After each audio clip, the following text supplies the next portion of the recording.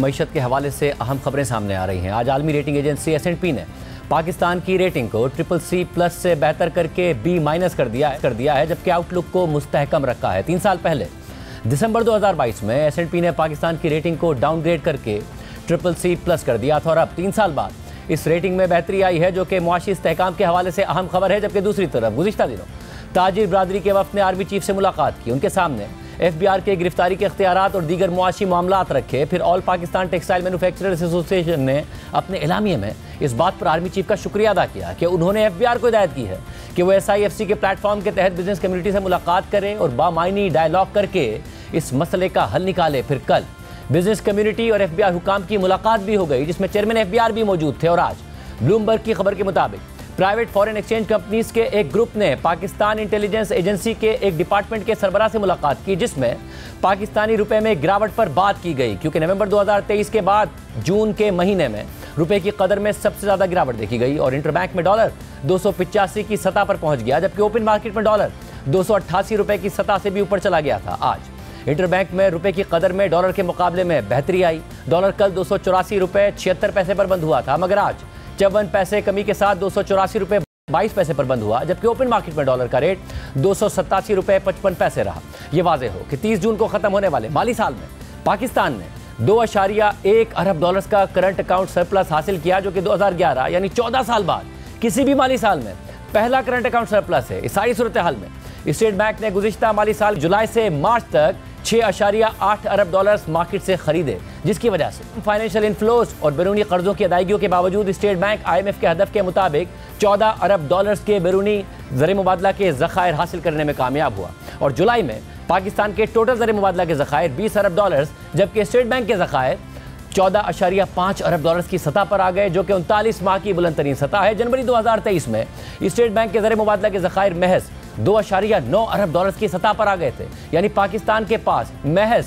लगभग 2 हफ्तों की दरामदात के पैसे थे और मुल्क के डिफॉल्ट करने के खदशात का इजहार किया जा रहा था। और अब पाकिस्तान के पास 11 हफ्तों यानी तकरीबन 2.7 माह की दरामदात के बराबर ज़खायर मौजूद हैं। और दुनिया में डॉलर दीगर करेंसीज के मुकाबले में गिर रहा है, मगर इसके बावजूद पाकिस्तानी रुपया डॉलर के मुकाबले में दबाव में है और डॉलर की दस्तियाबी भी एक मसला बनी हुई है। रिकॉर्ड तफसीलात ज़र और करंट अकाउंट सरप्लस के बावजूद लोगों को LCs खोलने और ओपन मार्केट से बैरूनी करेंसी खरीदने में मुश्किलात का सामना रहा, जबकि ये शिकायत भी सामने आई कि बैंक्स ऑफिशियल रेट से ज़्यादा रेट चार्ज कर रहे हैं। इस सारी सूरत हाल में फॉरेन एक्सचेंज कंपनीज के एक ग्रुप ने पाकिस्तान की इंटेलिजेंस एजेंसी के एक डिपार्टमेंट के सरबराह से मुलाकात की है। इस हवाले से हुकूमत का मौक़िफ़ भी मालूम करेंगे, मगर पहले बात करेंगे मलिक बोस्तान साहब से, जो इस मुलाकात में मौजूद थे और जो चेयरमैन हैं एक्सचेंज कंपनीज एसोसिएशन के। मलिक बोस्तान साहब, बहुत शुक्रिया। वो साहब, बताइएगा क्यों मुलाकात हुई और इस मुलाकात में क्या बात हुई? देखो, मुलाकात बड़ी ज़रूरी थी और उनकी ख्वाहिश भी मुलाकात हुई और हमें बुलाया गया और हमसे पूछा गया कि डॉलर का रेट तेज़ी से क्यों बढ़ रहा है और इसकी वजूहत क्या थी। उन्हें गहरी तशवीश का इज़हार किया। मैंने उन्हें बताया कि डॉलर का रेट बढ़ने की बुनियादी वजह तो करेंसी स्मगलर हैं और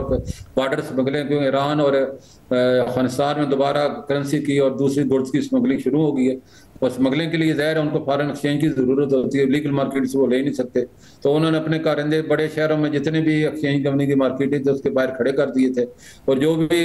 कस्टमर हमारे पास आता था उसको रास्ते में घेर लेते थे और अपने खुफिया दफ्तर में ले जाके हमसे ज़्यादा रेट ऑफर करते थे, जिसकी वजह से सप्लाई कम हो रही थी और दिन ब दिन डॉलर का शॉर्टेज पैदा हो रही थी और डॉलर दिन ब दिन बढ़ रहा था। तो उसके बाद उन्होंने जो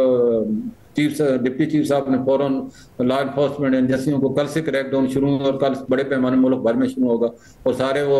अंडरग्राउंड के खुफिया एजेंसियों को खुफिया ठिकाने मालूम कर लिया और बहुत जल्द बड़ी गिरफ्तारियां आप देखेंगे मुतवक्को हैं, जिसकी वजह से फ्री मार्केट का रेट 288-60 से कम होकर आज जो 7 बजे क्लोजिंग हुई है 286-90 पे होगी और कल लगता है इससे भी ज़्यादा गिर जाएगा। सरेंडर बैंक में जो एक्सपोर्ट प्रोसीड रुकी हुई थी तो एक्सपोर्टर इस उम्मीद पे बैठे थे कि डॉलर 290 का हो जाएगा, तो उन्होंने बड़े पैमाने में एक्सपोर्ट प्रोसीड आई और डॉलर का रेट आज जो ओपनिंग थी वो 284-25 पे हुई है और एक दिन में 1 रुपया गिरा है इंटर बैंक में भी और मार्केट में भी। और कल उम्मीद है कि डॉलर का रेट मजीद इंटर बैंक में गिरेगा, जिस तरह फ्लो आ रहे थे। और इस तरह हमारे जो डॉलर की आपने दस्तयाबी की बात की है, मुश्किल थी वो बाकी तो कुछ दिन पहले थी, लेकिन आज हमें जो हमने इम्पोर्ट किए थे डॉलर वो हमारे आज कंसाइनमेंट आ गई हैं और शाम से कोई डॉलर खरीदने वाला नहीं था, लेकिन कल आप देखेंगे, आप चेक भी कर सकते हैं, तमाम एक्सचेंज कंपनी के अकाउंट पर डॉलर दस्तयाब होंगे और कोई डॉलर खरीदने वाला आया नहीं, खरीदने का ज़्यादातर बेचने लोग आ रहे थे। और मैं समझते हैं आने वाले दिनों में डॉलर का रेट 285 है, फिर 280 है, फिर 2 साल पहले आपने देखा 270 तक टच किया है और दोबारा उस तारीख को दोहरा सकता है। साहब अगर ये बताएगा कि जो इस वक्त जो अवेलेबिलिटी के मसाइल हुए थे, ज़ाहिर पाकिस्तान सरप्लस दे रहा है मगर स्टेट बैंक भी मुसलसल बाय कर रहा था, जिसकी वजह से ज़र मुबादला के ज़खायर मुस्तहकम करने में भी वो कामयाब हुआ, IMF का टारगेट अचीव करने में भी कामयाब हुआ। अब वो मसला नहीं है इस वक्त के, अवेलेबिलिटी मसला नहीं है, डॉलर दस्तियाब है मार्केट में अगर कल कोई खरीदने जाए, क्योंकि अचानक पैनिक क्रिएट हो जाता है, वो वाली सूरत हाल नहीं है। नहीं, बिल्कुल नहीं है, क्योंकि फिजिकली डॉलर आज आए हैं बैंकों ने जो देने थे कल देने थे, लेकिन उनकी शिपमेंट थोड़ी डिले हुई है,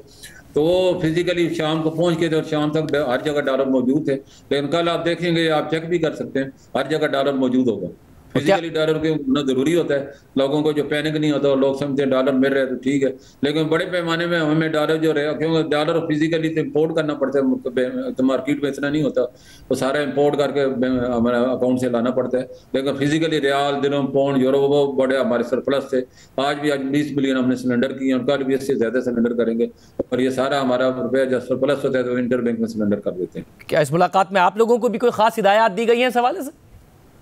जी जी बिल्कुल, हमारे जो प्रॉब्लम थे वो उन्होंने बड़े